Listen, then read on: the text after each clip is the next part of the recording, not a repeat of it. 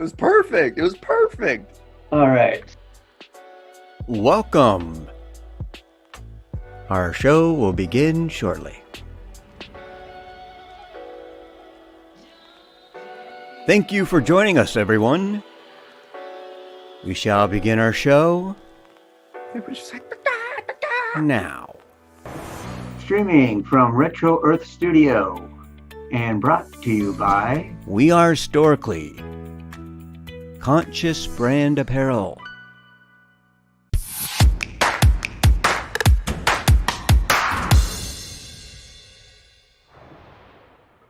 Well, welcome to another edition of Creatives Chat.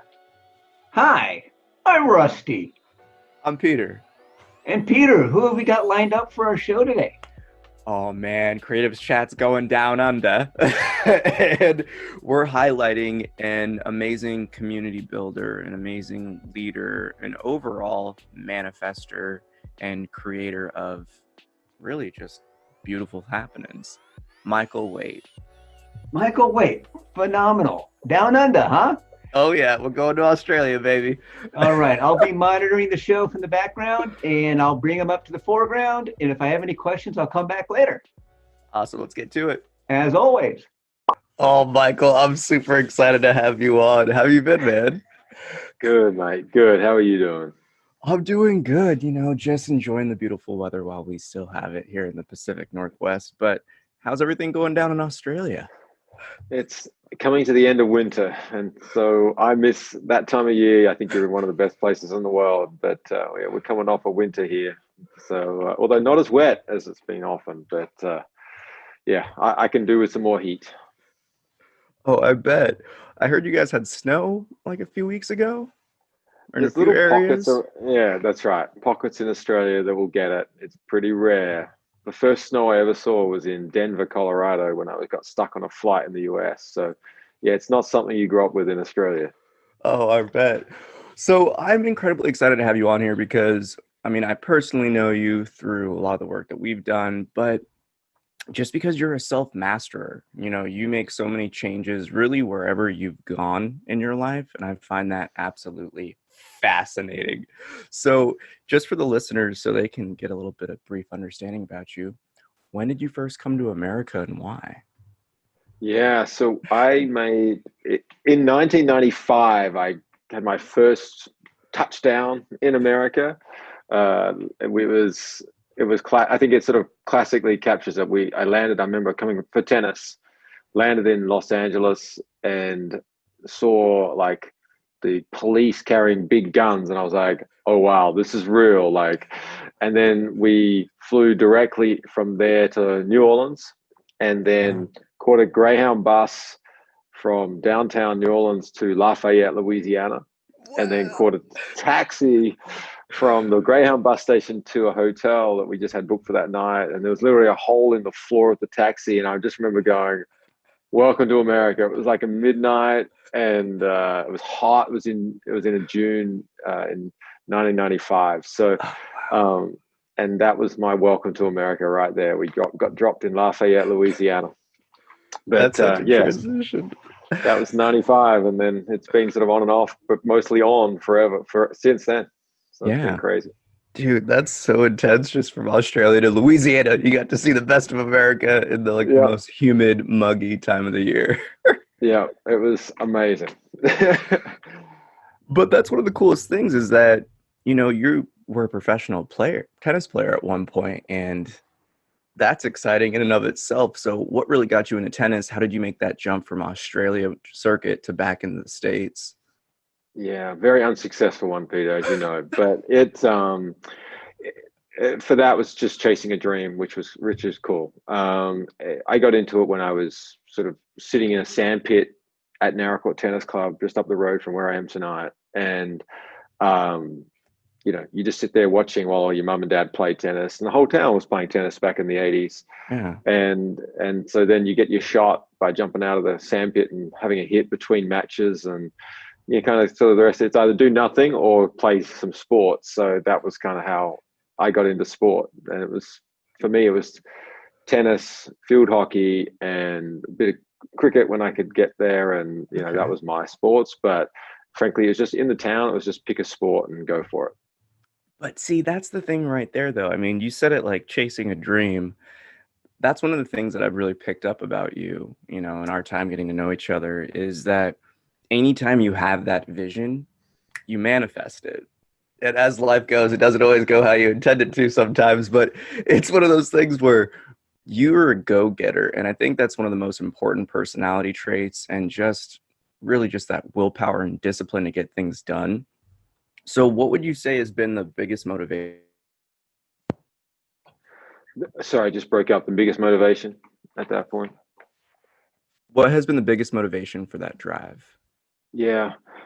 I, I think it's on the positive side, it does what you just sort of described a little bit, keeps things moving, trying things. I don't know. I think a lot of it is you just sort of have this instinct, either from your parents or from the people around you, that maybe you can do better, or there's always something more to be done, and all that. And I think that's good. I think on the other side, I think the thing I've got to be more wary of, and I've gotten better with it as age, is enjoy the present more, enjoy the current day. Perhaps it's okay where you're at, and enjoy that. So the disruption comes with a cost, and I think, but I think for a long time it's been really helpful to keep moving forward, whatever that means. But yeah, I'm not, honestly, I don't really know the origin, other than just it could be a strength in many times, in many ways, and as you know well, it can be a perhaps unsettling on other fronts. Because when it doesn't manifest how you want it, then it's an issue. Yeah, or do you always have to be changing and chasing new stuff and trying to develop it and evolve it? So I don't know. It's a good question. Well, as an optimizer, I find that it's one of those things where it's just a general trait of, you see an issue and you want to correct it. And for the listeners, you're a financial optimizer. You help companies get their stuff in line. You've built stuff in the community, especially over at Kimball Elementary. We'll touch in on that in a little bit. But just in terms of when you approach a new situation, you always make it better. And I find that absolutely loving, because it's a healing trait. I don't know if you recognize that, but you're a healer, man. I try. That's certainly an angle that I would, that feels right to me, that trying to make things better, leave them better than what you got them. I mean, we've gotten so much, growing up and coming from middle of Australia sort of aspect, and then I mean, there's so much fortune with what I've had. So that's a good way of looking at it. That's the aspiration. Whether it always works, who knows? But it's fun trying. I like that. So in terms of your financial background, I know that kind of avenue of the career path is put on hold, but for the listeners, again, what's some of your history and kind of work that you've done in the financial industry?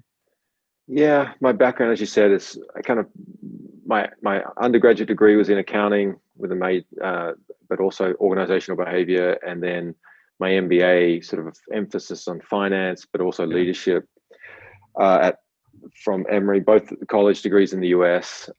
For me, I always say the sort of the accounting finance gets me the job, but the people leadership, the human behavior, the passion for leadership and management is what I really suggest keeps me the job, or adds value, or is really where I spend all my time. So it's what I love.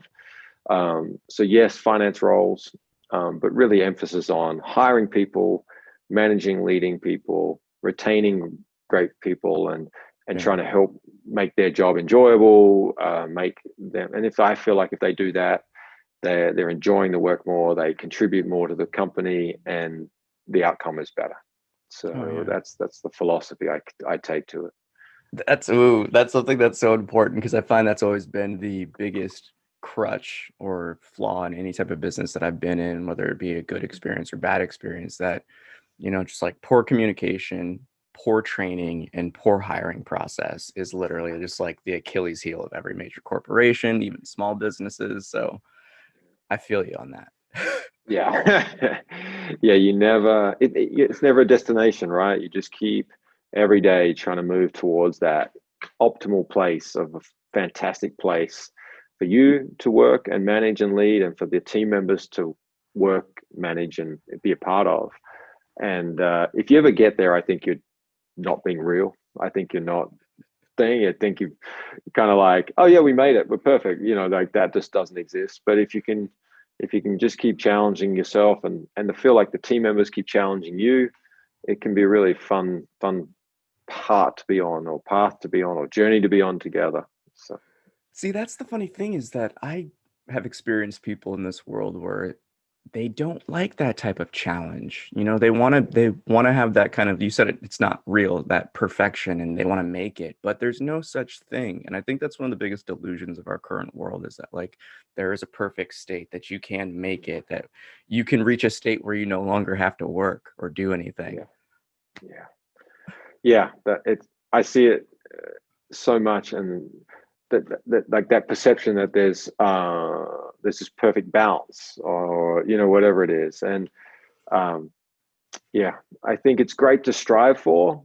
I think it's healthy in many ways, it's constructive in many ways, but it becomes maybe counterproductive when you start judging the fact that it's not perfect. And but there's that space in there where it's constructive to challenge it and debate it and work to identify the weaknesses in it.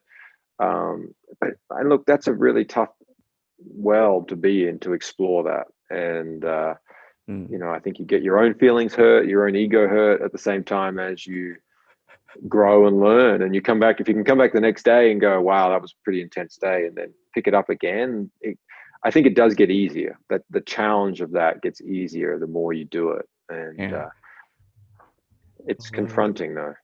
Well, it's overcoming that initial resistance and kind of like reflex to kind of contract and push away and rebel or repel from it.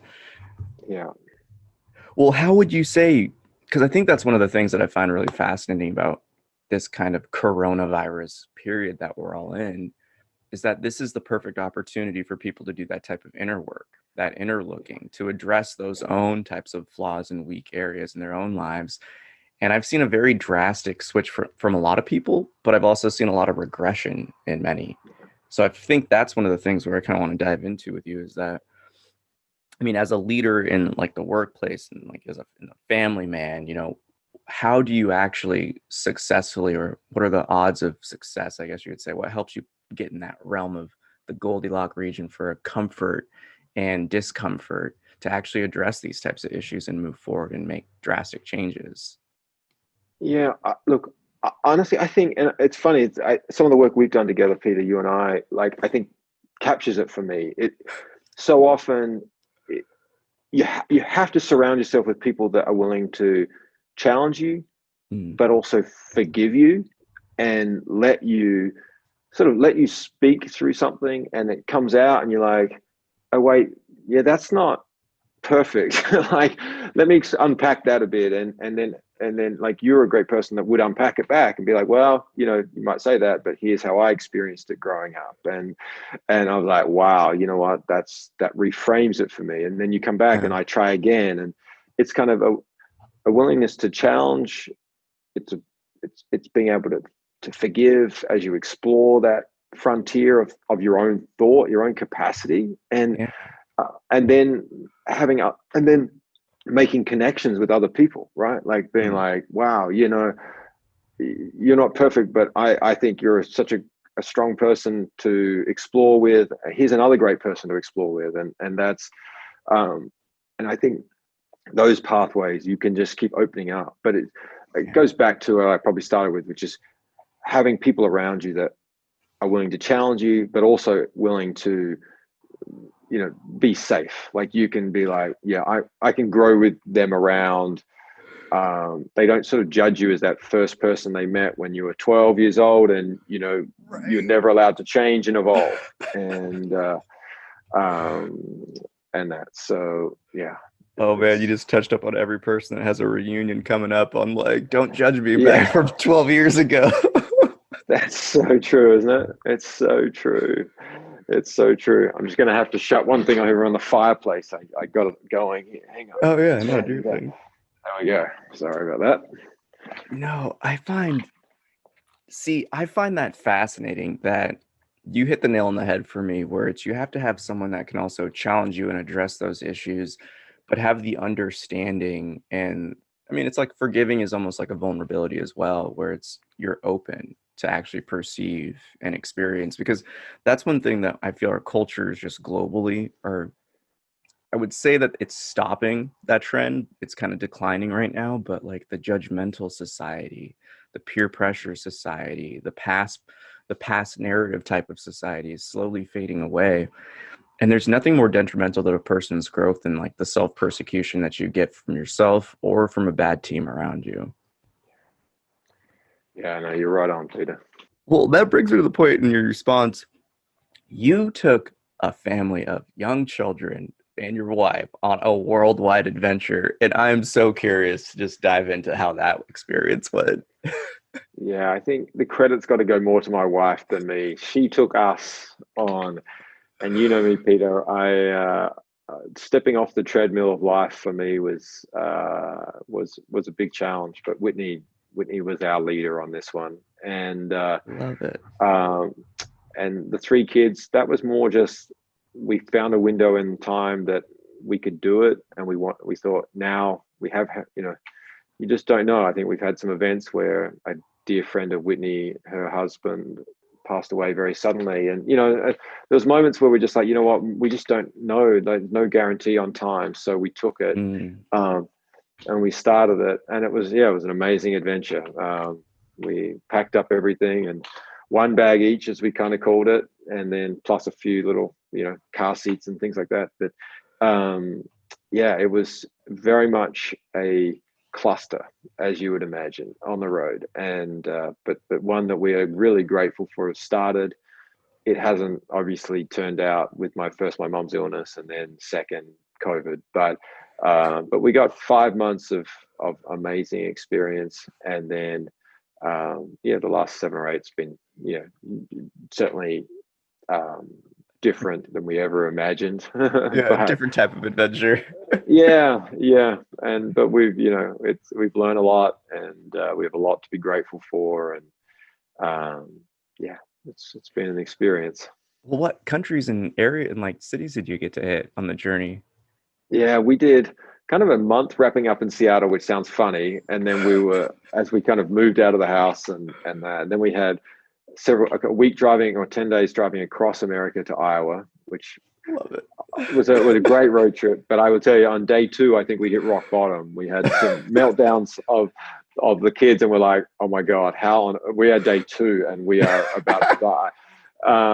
And then we had a month in Iowa in July, which was really fun. We went to I didn't even know the head of hot air ballooning is in Iowa, an hour south of Des Moines. So, we just went and explored these places. And then we went Costa Rica for 6 weeks, back to Seattle for some appointments to see some friends for 10 days. And then we were in Tahiti for a month, and that was just magic. And then Costa Rica was magic too, but Tahiti was extra magic because I think we got better. Like, we were month 3 at that point, and month 4, and we learnt this rhythm better, and I was in a better spot, and I had unwound my work craziness, and we were better at managing things. We'd learned a lot of lessons in the first few months, and then we got to Australia basically for Halloween, and then had a non-American Halloween in Australia, which was interesting, and then unfortunately, frankly, within about 10 days, my mum's diagnosis came through. So we still did the best we could with family to enjoy a summer in Australia, but it was in the backdrop of surgery for mom, chemo for mom, and that. So it's but the Australian summer is still, I would argue, one of the most magical things to experience. It's a lot like a Pacific Northwest July and August, right? Love it. It's just a magic time of year to be around. And so we did that. But then I would argue then the realities of sort of the world hit in March, April, and I probably bottomed out about March into April, beginning of April, with mum's diagnosis being terminal, and mum's and then moving into, and then trying to adjust the fact that our travel had stopped, but then moving in, and then COVID shut down even our options. So it's been crazy. So Well, you touched up on a really important point that it kind of comes into like the dual aspect of how we live, where it's, when you're a go-getter, when you're all about that action and you want to get things done, like yourself, you're an achiever, you're a doer, and you have to put it on pause. I love how you said it, stepping off the treadmill of life, because there's really no graceful way to dismount when it's going full No, speed. no, I definitely just whacked straight into the wall, and the thing's still churning you as you're sort of trying to get off the mat. Yeah, no, that's right. That's why they tell you not to put it up against a wall so that you can actually just fall off onto the floor. So yeah, that's what it feels like a bit for us right now. But yeah, It's so important to have that. I mean, it's kind of like breathing, it's the contraction, relaxation. It's that dual aspect to existence that you have to have a pause every now and then. And as I always like to say, everything is grace in some way, shape, or form. So I always find it beautiful when you see that, your journey and your adventure ended up taking you back home, and then all this stuff yeah, ended up happening. And then the lockdown, because imagine if you were somewhere else and you couldn't even come back, right? yeah, and that's right. And frankly, my sister just got out of isolation for 14 days earlier today. So she was in London, and pregnant with her baby that's now 3 months old. So she had a baby in COVID in London, and then once they figured out after it was born all the steps to get home and all that. So we literally, through her eyes, have just experienced what that craziness has been like. So Yeah. the roller coaster then of trying to get flights back from London and get home to see mum and put the baby in mum's arms, which happened like 4 hours ago. So Oh, I yeah, no, love it. it's been crazy. It's been crazy. Yo, that's such a wild, I mean, it's such a wild thing, but that's life. It kind of just throws you those curveballs, and you got to swing. Yeah, that's right. That's so true, mate. Well, I'm curious in terms of I guess you would say the progression of kind of like your disconnect from like the financial world and the Naracourt newspaper. Like, how Yeah. did that manifest? They feel surprisingly close connected, to be honest. It's yeah, that's been a real highlight, in many ways. It feels like I've reconnected with my hometown. Yeah. I basically made up for 20 years of being away in about 12 weeks. So it's been that intense. But yeah, for the home newspaper shut after 145 years. My mum had worked there for Wow. 35 years. She retired a number of years ago, but the Naracoorte Herald had been a real part of our family, right? Like mum had Yeah. worked there for 35. I mean, I was, you grew up in your parents' office and running around and playing on the chairs and whatever. So, and everything we seemed to do in the town evolved around selling an ad for the paper, taking a picture for the paper, or writing a story for the paper. Right? You just got dragged around by your parents doing that stuff. And Love it. so when it shut down in the beginning of the pandemic, it kind of just seemed so crazy and counterintuitive that the community newspaper is folding in the time of a pandemic. Like, I was like, isn't that the exact time where you need that? Right? Like, it was so opposite of a community and what you would do if you had the paper. So Yeah. we tried to find, I was thinking, oh, let's try and find somebody in the town. Maybe I could support it, either financially or just, I had nothing going on right then. So I was like, maybe I could just help out, whatever. And then I realized that maybe there wasn't, it was going to be a bigger lift to do it. And so it became I called it our passion project at the time. And as my wife will tell you, she feels like I always need something crazy like that going on. So this one fit the bill, and we went sort of 24/7 for, 24/7 for 20 days to get it up and running, from April 20th Wow. to May 6th was the first edition. So it's like 16, 17 days. And then, Wow. but then that was really, once you got the first one done, you're like, okay, that's great. But then you're like, oh my God, we got a newspaper to do next week. Right.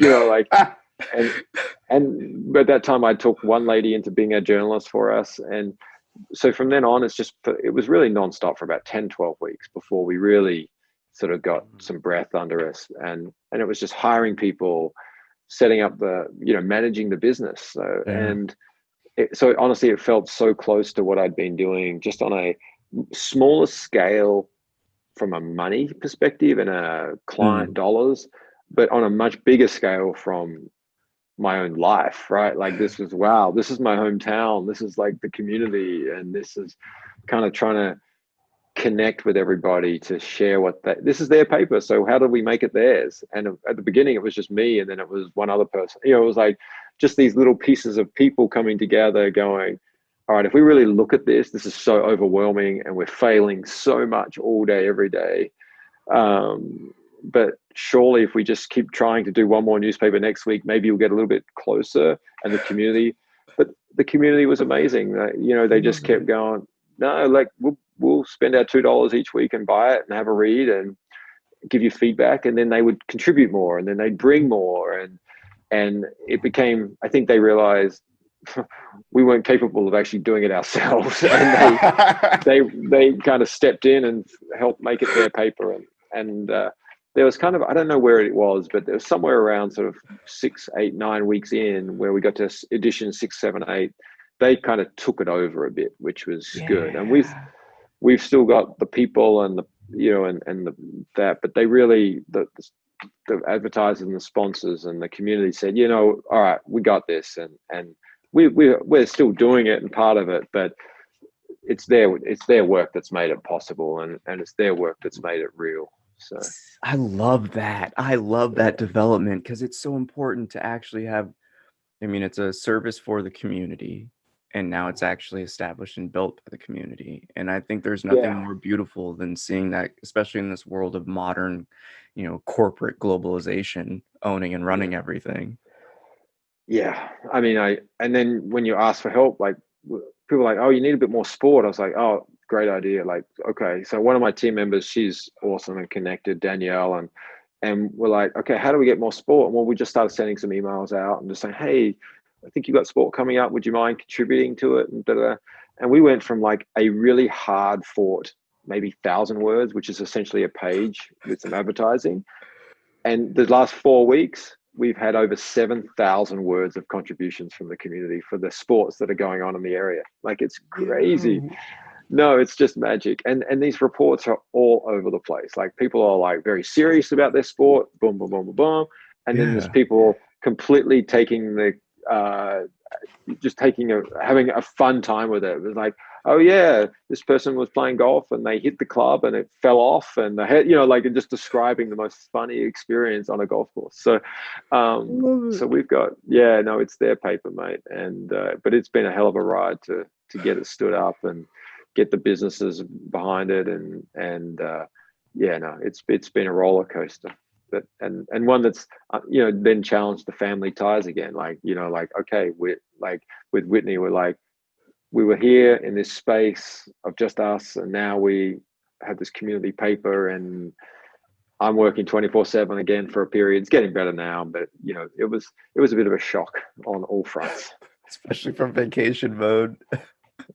Yeah, and of course, me, Peter. Yeah, me, Peter. I don't handle those transitions gracefully, right? It's like, there's no edging my way forward. It's like, okay, great, boom, we're in, and then just flip the switch, and we went from standing start to 24/7. Like tonight, I just picked up the paper and we drove it down from Mount Barker, which is about 3 hours away, and dropped it off at 5 locations on the way. And I've got with me my 18-month on the car. So, it's just like, we're just kind of like changing nappies, dropping some papers off. I love it. Another night of owning a little country newspaper. It's been pretty fun, pretty crazy. Yo, that's awesome. I mean, the multitasking ability is always awesome, but it's so wild to me when, obviously you say that it's, the transitions, yours are just a little different. They start faster, they go a little bit longer, but then you have that relaxation and grace period.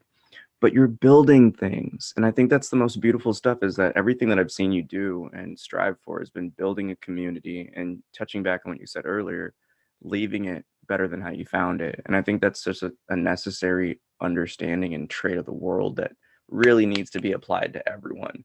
Because how many things have I seen, just like businesses falling apart, communities falling apart because no one wants to get engaged, from nothing to something, and now it's actually got its own momentum and inertia, and now it's self-established from the community getting engaged and involved. That's a beautiful thing, honestly, because I really wish that we had more things like that within our community out here, because it's still small scale, but it's a bigger impact. Yeah, it's been intense. And I think this is the perfect transition point to talk about some of the local Seattle work you did at Kimball Elementary. So I don't know if you could tell the listeners a little bit about the situation. Again, changed and uplifted the community. Yeah, I think like Kimball for us is our home, right? Where I think there's always something special where it was the first home we'd ever owned. We've been renting for, Whitney and I individually for sort of 15, 16, 17 years on our own, and together for the last 5 of that, renting homes, renting apartments and that. But that was our first home we bought in Beacon Hill, Seattle, and across the road was from Kimball Elementary. We're big believers in the public school system, and so that's where she was going to go to school, and our oldest, and then hopefully the others behind it. So, and it was an amazing community because, coming from Australia, which is, essentially a white Australia. I mean, especially in context of America, and particularly in the Deep South, where I'd been for many years of the US, and then Kimball was this, spot where it's again so multicultural, where the white students were about 23% of the student population. So it was just an incredible experience for Scarlett, our oldest, to start school there. And then as a parent to become involved in that community. It was just like when I first walked into my first university experience, or got off that Greyhound bus in 1995 in Lafayette, Louisiana, when I sat in the first classroom I ever did in January 1998 in Columbus, Georgia. The difference of the social mix of the classroom there and that experience, and then seeing Scarlett go to school in inner city Seattle. They were just, somewhat out of body experiences, and then became really real, really quick, as the realness of the challenges that it takes to function in a community like that. So, not really answering your question, but essentially the challenge that I think was very old school, very underinvested by Seattle Public Schools, a system that's deeply challenged, trying to get resources to what I consider the real thing, to the students, into the classroom.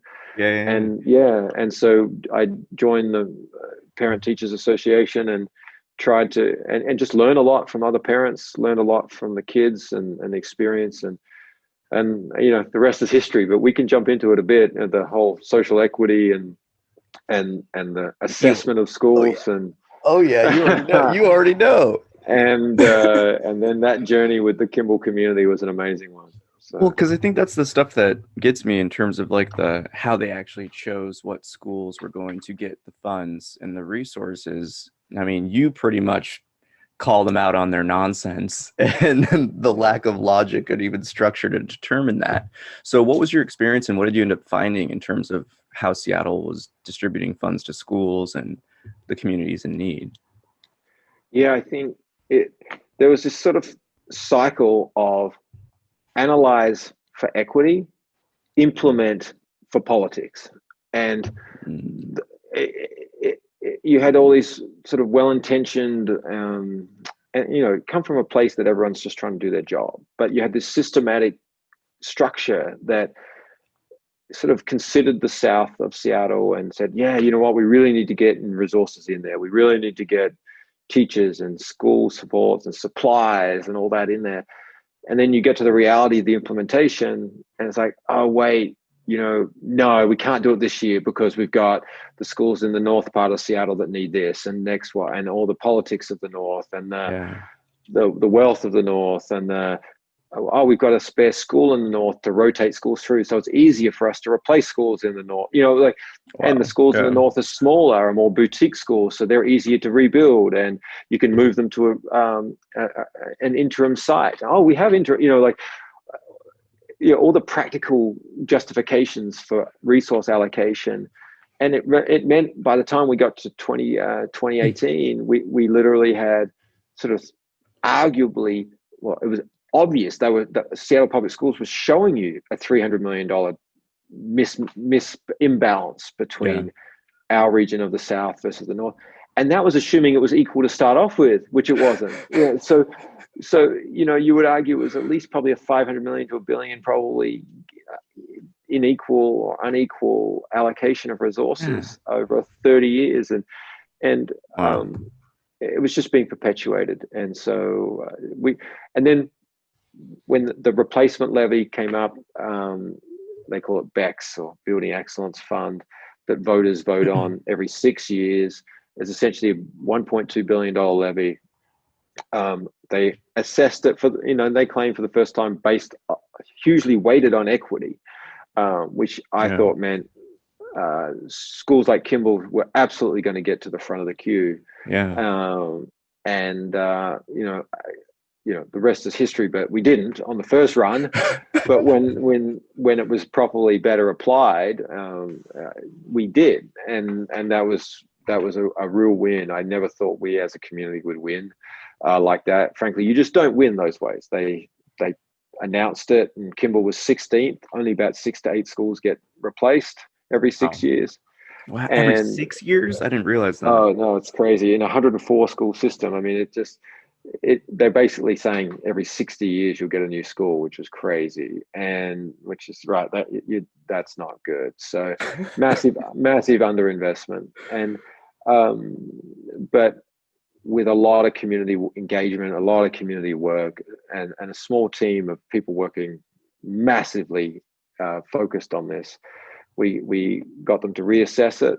We had a lot of good support from local politicians and community members, and it was a real team effort behind the scenes to get the analysis redone, and thankfully a result that got Kimball a new elementary school on that levy.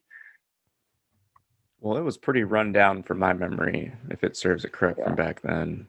Yeah, it was built for about 200 odd students in the 70s. It had 415 students when our daughter was there, and it didn't even have fire suppression sprinklers in half the buildings. I mean, was it loved? Absolutely. Did the teachers do a wonderful job? And this is where, again, some of the communities struggled with this. You can love the place and love what it means, and you can love how well the classrooms were done with what they had, right? I mean, it was a very special place in that way. But you can also not be accepting that this was the best environment that we were capable as a city and as a state of delivering for students. And there's no windows in classrooms. The library wasn't, it was a cool little library, but it could have been so much better for learning and just an experience. So. Well, I mean, you said it best. You're over like 150% capacity, like if at best, and that's the stuff that kills me, is that, I'm a big fan of like public services and actually having things that are meant to uplift people, free public education. But when it's so mismanaged, it becomes a detriment. Like, those were fire hazards. Those were legitimate concerns. And just to be able to see someone like rally the community together and actually go against like the giants and actually get something changed was so impactful, especially for a school in the South that, what you said, does serve such like a diverse community. And I know you got some resistance on that 100%, which is so fascinating to me. And like, I'm just curious, where do you think that stuff comes from? Like, you touched on it a little bit, but I think the same thing I perhaps suggested that some of the political leaders here are struggling with. Like, was the communication perfect? No, we didn't have the resources to communicate with I think we started off fairly well, but then as the work became 24/7 to get Seattle Public Schools to reconsider the analysis and all that took, did we have time to sit there every day, every 5 days or twice a week to sit down with all the families and explain what was happening and explain what our messaging was to the civic leaders? Was not that this is a bad school, that this is a great school, and because it's a great school, it deserves a great facility and a great, and because it's a diverse community, it expects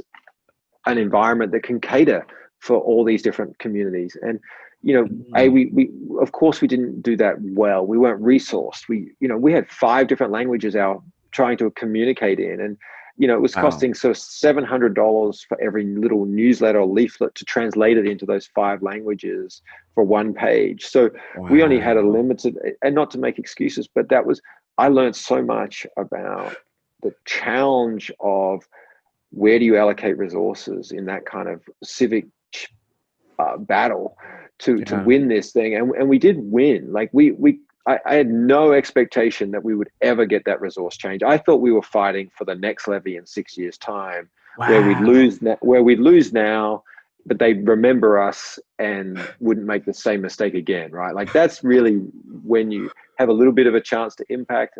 It blew me away. I mean, we were trying so hard to change today, and it changed today. It was amazing. But yeah, I think that resistance came from there, Peter. Because at the end, when even the people that were challenging it and saying, well, we want this, we like, when you sort of really sat with them, you're like, but I love the school too. And I get that they do too. And they were coming from a position of love for the school and 100%. And they felt that by saying we needed a new school, we were taking that love away from the school. And that's a tough one to argue against. It's certainly tough in the fierceness of trying to get lobby and administration to change its mind. You can't sit there and say, oh, by the way, it's a lovely school, but we really need to change it, because the psyche of those institutions won't hear that, right? They'll just say, oh, you love your school, great, and move on. And you're like, no, the South deserves new schools too. And so you have to lead a lot with the negative to get the message out there, and not the negative as in it's bad, with the reality that hey, kids in the South deserve new schools. And that was just fundamentally at the bottom of their list. And I absolutely passionately believe that Seattle and Washington State was in a position that these schools are woefully under-resourced, and this was a small way of getting there. So. Well, hopefully that your experience at Kimball and just everything that you guys fought for actually does make some type of systematic change, that they can't always just BS people. Get called out.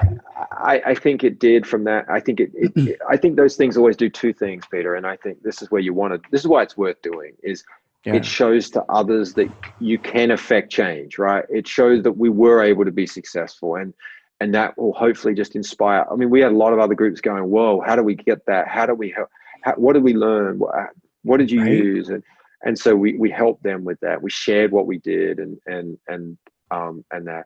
And then the second one is out of the change that we've got like Old Van Assel in the South, which is the interim school down there, is getting massively expanded. So now we have the infrastructure to change and look, having school kids go to these off-site interim site schools is a pain. I get it. It's a pain for everyone, and you have to pay it. You have to pay it forward, and that's a nightmare. But we now have a capacity of school in the South that can enable all the schools to get replaced in time, and which is a structural shift, which was one of the big excuses used as to why the northern schools would always end up getting the money, because it's like, oh, but we've got these 1 or 2 interim sites up north, so look, we'd love to replace that school in the South, but we can't because we don't have enough interim sites. Oops, we haven't. Oh my God, we're in a rush. So sorry. We've got it. But we really tried. Like, it was analyzed for equity, implement for politics, and that was kind of a 25 to 30 year, and frankly beyond that legacy. And it was amazing to be a part of us, and a credit to there's amazing people in our community. The Kimball community had just an amazing array of people that contributed in their own way to make that happen. It was absolutely an amazing community effort. And I'll call it that silent group of just incredible contribution was amazing. Yo, those stories are so inspirational for people. And I feel like, again, because you're creating that systematic infrastructure change. And I feel like that's always the true what would you say? It's the true characteristic of a good leader and a good optimizer and just really a good healer is that it's like Buckminster Fuller said, it's like if you want to create a new system, you have to make it so much better that it makes the other one obsolete just due to efficiency and just being better. So I think there's nothing more powerful than that because again, it's how in truth, as I see it objectively, all it took was one person speaking up against it. And then from there, it kind of got everyone else to kind of turn their heads and be like, yeah, that's right. That's true. Yeah. And it just goes to show that the true impact that one person can make to be that source of inspiration, that source of action, that source of drive and doing. It's so beautiful, man. It's so beautiful to see. And I would just add to that, you're right, is you don't know which one person has the influence on the one decision maker on the other side. And so that's why you assemble a bunch of one people, right? And then when you add it all up, it was an amazing impact. And it was one of the most highest octane outcomes I've ever been a part of, was here fighting for this community school, massive diversity. And it was amazing. It was an amazing experience. I learned so much. It was just grateful to be a part of. And you literally look at all the little things that had to go right to have it work. It was great. It's still crazy to me. Like, it's still so off the charts crazy to get a school from 16th on the list, not even a chance of getting a new school, to 4th on the list, getting a new $75 million school. And the levy got passed, not just slightly passed, but 72% pass rate on the levy, which was amazing. Wow. And just seeing the inspiration of the lift it gave of so many in the community. And I think with time, it just brings so much. It brings a certainty to the future, and hopefully the access can be preserved. Right, the diversity of Kimball is magic, and you worry about the gentrification of the city and all that, but hopefully one of my arguments was, by building it now, you make it more accessible to all the people that live there now, and that can catch more people, right? Like, if you wait another 10 or 20 years, it'll serve a different thing, but you just do it now, get it now, and you catch more people. So yeah. Well, man, I think it's when you make those types of systematic changes to corrupt politics and you actually transform something to serve its true purpose again, there's nothing more magical than that. So again, like, I love just to see, like, wherever you go, you're building community, whether it be the corporate community or like the tight-knit neighborhood community to like the city community. So I love it, man. It's so cool to see that. That's, if you really got to look at it, man, like, you are a healer and you've always been that. And I think it's one of the most beautiful things is that you have to, it's all about that action. And again, it just comes to the point for the listeners. It's like, there's really no such thing as failure. As long as you're learning that lesson, it's like, how'd you learn how to read, write, talk, walk? It's like you stumbled and bumbled repeatedly until you got it and you hit that stride. And it's those I would push back. I push back on you sometimes. Like, I love it. There's absolutely lots of failure, but that's okay. Yes, right? yes. Like, so I think that's your point too, right? Like, I think it's just getting used to my daughter, one's a perfectionist. It's like, and we see ourselves Whitney and I see ourselves in her, and we just cringe at the perfectionist streak. And but we're like trying to be like, no, failure's good. Just keep failing all the time. Don't worry about it. But I struggle with that. So there is failure. And I wish I'd realized that a lot sooner. It was just like, what, that just keep You're failing. You're meant to fail. It's how you grow. It's like, you can't grow without conflict, and it doesn't need to be, or tension, and it doesn't need to be something that's bad. And I think that's the thing of our society, is where we kind of angle all these things into being like, you failed, you're bad, you did wrong. And that's something that just hinders all types of like mentality for growth, because then you think you need to hit that 100% every time, and you set these unrealistic goals, and like, it's a burnout path as I see it. That's right. Well said. Because again, like, you're a very powerful healer, and I think honestly, if the world had more people that had your heart to really want to help change and help people grow and help people succeed, then the world would be a better place. And that's one of the reasons why I really wanted to highlight you specifically on Creatives Chat, is because you are that light that this world needs right now. And, and you have a great partner, and again, you have your great team, and you guys all kind of uplift everyone around you. And I think it's so beautiful. And it truly is, despite everyone's shortcomings and their flaws, you to bring it home, you have the perspective to understand that you need to challenge that, but you also have to forgive yourself and forgive others and have that letting go ability. Because so many people live in an operation where they're always holding on to the hot pan, and they're always pain, and they're always hating it, but it's like, just let it go. Yeah. Put it down. So true. That's such a good analogy. Oh, thanks, man. Do you have another question before I pop in? Oh, no, yeah, dude, pop in. All right. Hello. How's it going? Perfect, Rusty. How are you, mate? Thank you so much for joining us, Michael. I've been so inspired by your story. I have to say, it's truly incredible how your life has unraveled. Yeah, that's a good one. That's Right. It's kind of, That's, I'm kind of wondering, like, what's the next 5 years going to hold for you? What kind of Yeah, plans do you yeah. have for the future that you Well, might for envision us, yourself? Yeah, for your family and yeah. I yourself. mean, we're still making plans, although given the fact that not one plan that we've made in the last 18 months has been actually correct for more than about 90 days. So I don't know if that's brave or stupid at this point, but we'll keep making plans because like as I always said in business, no budget ever survives the first day, right? You do a budget, the first day it's gone, it's useless. But you did it because it was a process that hopefully you grew from and developed. And to me, building these plans is the same sort of thing. Reflect, plan, and then go and try and do it, knowing that the plan will change the moment it starts. And so we're going to keep doing those plans. We're wrestling with 3 months, 6 months, 9 months out right now. So we're all over the place. And Whitney's just got accredited to work in a hospital here nice. in Adelaide. So she's exploring that, and that transition, of course, is a shock for us all. And there's several, like the last week I had the girls, all three of them and me, for 3 days in a row, because she was just on 14-hour sort of shifts 3 days in a row. And yeah, I mean, that shit show is real. It's every bit of the cost that you expect it would be. Not winning any parenting goals on that one. But so where do we evolve from here is anyone's guess, Rusty. But we're just going to try to create some like enjoyment as a family and that focus, and then at the same time explore career and whatever that means for us now. That's what Whitney and I are both struggling with that a little bit. Like,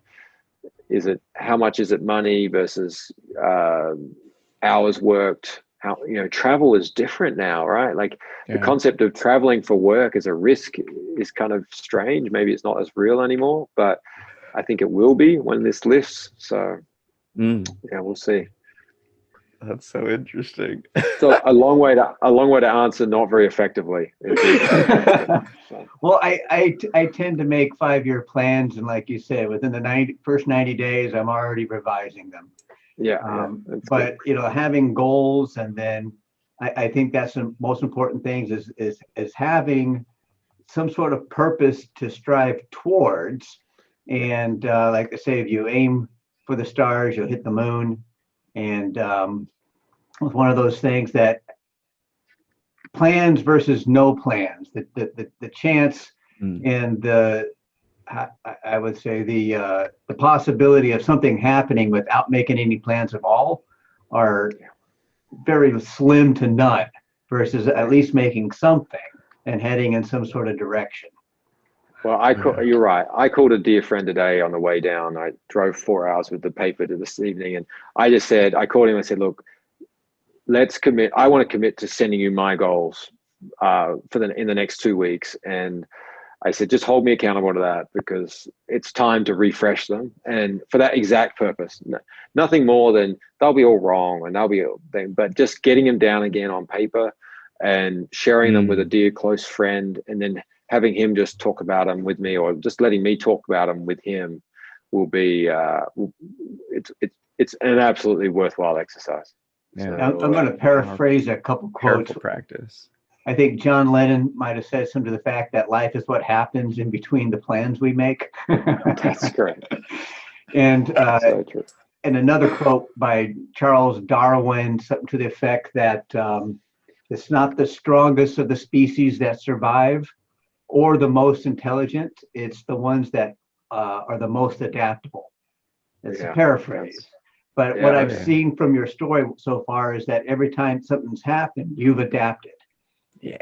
Flexible, like you have insurmountable flexibility is from my experience so far. And that to me is the sign of a true survivor. Like no matter what it takes, you're able to bend and make do. So kudos to you and your family for making adjustments during this whole 2020. Thanks, but I give that credit to the people you have around you. I think it's kind of where we got back to the start, Peter, too. It's like, you gotta, if you have those people around you that give you that forgiveness, but also give you that space to change and evolve, and then that unconditional partnership, and that I've had that both relationship with you, Peter, and obviously with my wife and the kids, but also my family. And some really dear friends around. So I think looking back, again, better lucky than smart, but having those sorts of people around has pushed me to do that. And you know, it's really fortunate, and more than I ever realized until some of these moments. You know, it's interesting because with my experience with startups and the startup realm, all the mentors, investors say the most important thing to any startup is team. I've had it like numerous investors all said the same thing: team, team, team. That's what matters most. Yeah. And that applies to family. And, you know, we think about it on the corporate level, but on the personal level, the support team that we have with us is just as vital to having a prosperous and fulfilling life. So absolutely, mate. I would agree with you 100% on that. Yeah. Love it. I love it. Oh man. Also, let's talk about failure real quick, because we touched about it last week, and it's one of my favorite topics. I love discussing failures because to me, failures are just an opportunity to learn. To me, life is a process of elimination. And so only through failure do we realize what doesn't work. Like we're just one step closer to something that will work. Like, okay, life is hit or miss. And the thing is, if you don't take that shot, you won't know, you won't improve your aim. And so it's all about practice, practice, practice. And that includes making mistakes and having that forgiveness. That is vital. And self-forgiveness, especially, is just as vital. But having a team around you that supports you, says, okay, shake it off, do it again. That's incredible to have that support team. So, and I've found having a couple of mentors has been, on top of that, friends and family and people around, somebody that's experienced enough that they can talk with you, like, and help you talk it out yourself, so they're not implying their life on yours, but they're also coming from a space where you're like, okay, and you've been through this, like they're 10 or 20 years ahead of you in life, and they've got reflection that is different. And I just, for me, it's carried that extra weight of like, all right, I may want to deny what they've just said or discount it or be like, no, this failure does mean the world and I need to just give up now and move on, like that. And yet their words are like, no, this is compared to this failure in my life, or this is what happened when I thought I'd failed, and then 3 more steps later it succeeded. I'm like, that's where I would say that it just triggered me, Rusty, with that comment was what made the difference to me in those failure moments so often was that mentor, just checking back in with that mentor, just describing the failure, and frankly trying to convince them that it was failure and that I should change and go off in another direction. And then often sometimes they'd be like, yeah, you're right, you have completely failed, and move on. But most of the time it's like, it's sort of that darkest before the dawn, right? Like it's just, no, you're 3 more steps away and then you're going to be there. And geez, they're right. So often they're right. And but gee whiz, it takes a bit of courage from them and take courage from them, right? The right mentor to tell you to keep going when they know you could just be heading into more failure and misery. But it takes someone that really cares about you to sort of wish you through that to get to the end. So there's a fine line between fierce determination and insanity. It is. No, 100%. It's so true. And if you're not falling off that fence consistently, like I feel like it's walking on that fence, and you should be falling on both sides of that, not just one side all the time. True. Like if you're always on the side of insanity, you've probably got to, you're jumping out of planes without a parachute. But if you're always falling on the other side where it's always so safe, you're probably not going for it. So that's a great. I love the way that was put, you guys, because that's the truth. Because you can't, again, it's how many people are in this position in their life where they've done the same thing over and over, but it's always those subtle pivots to how you're doing it or how you're processing it more so, and how you're perceiving the situation that can be that next step and next level. And that's something that's so important to actually have that ability to take those. I guess you would say it's a calculated risk. It's a little crazy to some, and it's always crazy to people that don't have that mentality that things can be achieved, but you can never enter into the new realm of the unknown without crossing past that barrier and that threshold of what you currently experience and know. And I think it's a courage, it's a vulnerability, it's the challenging, it's the letting go. It's like, it's the total encompassing factors of what really makes a person in truth. So I love that. Like, mentorship is huge. That's why I'm happy with what I do. I find I've created a network, and life has graced me with mentors that I've helped and have helped me. It's always a thing. You sit there and talk me up, Michael, but it's like, no, man, just seeing like your determination, your drive, your healing ability, it made me understand that small scale impact can have such a huge profounding effect, and that you can do whatever you want. Like you said, chasing dreams, but man, you manifest them. Yeah, that's true. That's a good point. Well done. Well, I'd like to thank you for coming on our show, Michael. It's been a pleasure getting to know you. Thanks, Rusty. Yes, and I have to say that it has been truly inspiring for me, because like just doing the country newspaper, just making do with what you have and dealing with the COVID and with your family situation. We pray for your mother, and I understand there's some grieving going on, and there's also a bunch of adjusting going on. So pray for you and your family and for the strength to get through all this. And thank you again for being on Creatives Chat. Thank you for you both. Cheers, Thanks, Rusty. man. Cheers, Peter. Bye, guys. Man, you guys have a great night. Well, let's end on this. So let's continue to express our truths with clarity and purpose, and together we can create peace and harmony in our community. Cherish every moment and have a happy always. Peace. That concludes this episode of Creatives Chat. Thank you for watching. Join us every Thursday at 3:33 p.m. Pacific Daily Time as creative minds get together and chat about who knows what. Thanks again to our sponsors for making this show possible.